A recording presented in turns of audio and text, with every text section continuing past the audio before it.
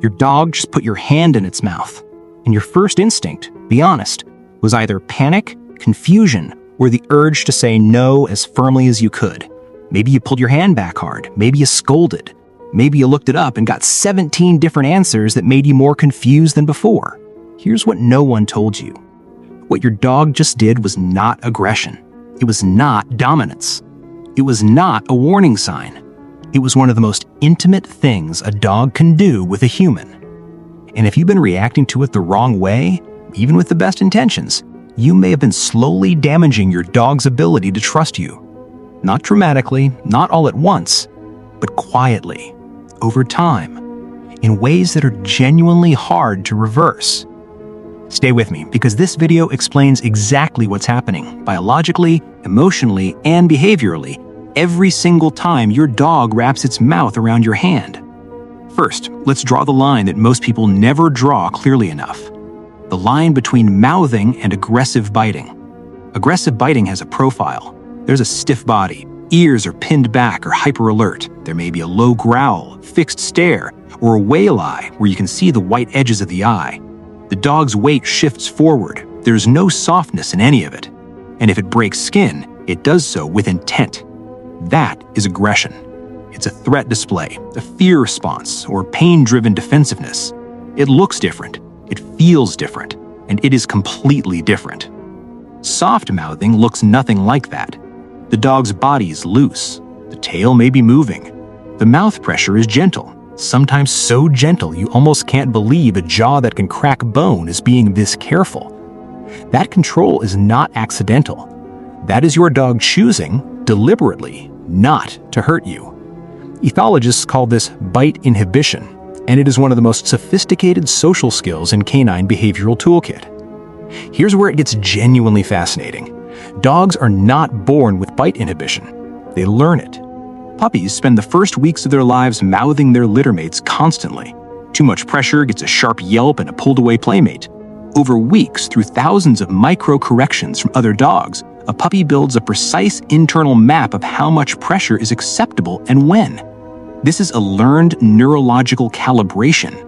And when your adult dog mouths your hand softly, they are demonstrating that they have applied that calibration to you, which means they have placed you inside their social circle, not outside it. This is not random behavior. Dogs explore the world with their mouths the way we explore it with our hands. Their olfactory sensitivity around the lips and nose together creates an extraordinarily rich sensory picture of whatever they're touching. When a dog mouths your hand, it is reading you, your stress level, your physical state, even subtle hormonal shifts.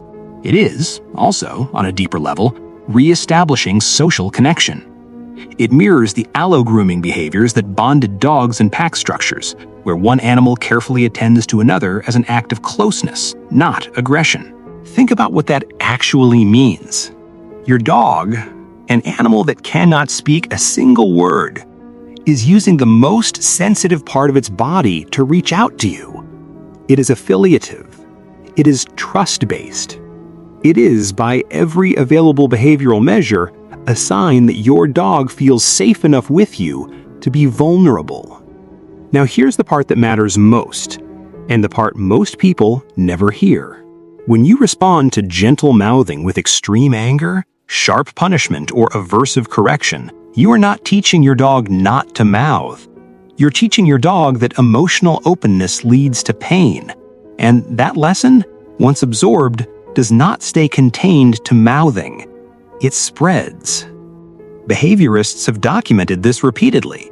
Dogs subjected to punishment-heavy responses to normal affiliative behaviors, mouthing, leaning, pawing, nudging, begin showing elevated cortisol over time. They become hypervigilant.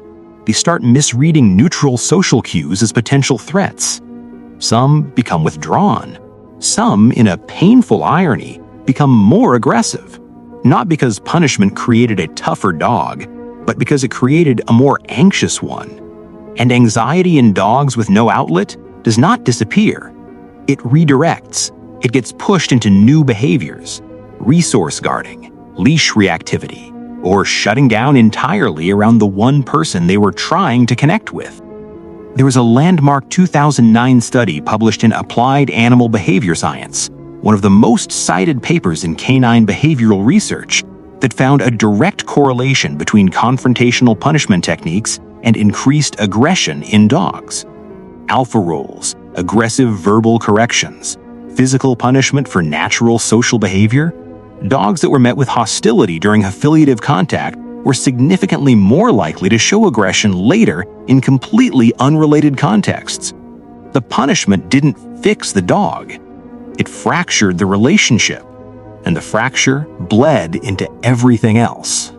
So what do you actually do? If your dog's mouthing is becoming too rough or happening too often, the right response is redirection, not punishment. You make a short, neutral sound, not a yell, not a sharp no, just a sound that signals the behavior needs to stop. Then you disengage briefly, turn away, remove your hand calmly. When the dog settles, you re-engage on your terms. Over time, your dog learns that gentle is what keeps the connection alive. Rough ends the moment. That is how you teach without breaking trust. It's not a complicated process.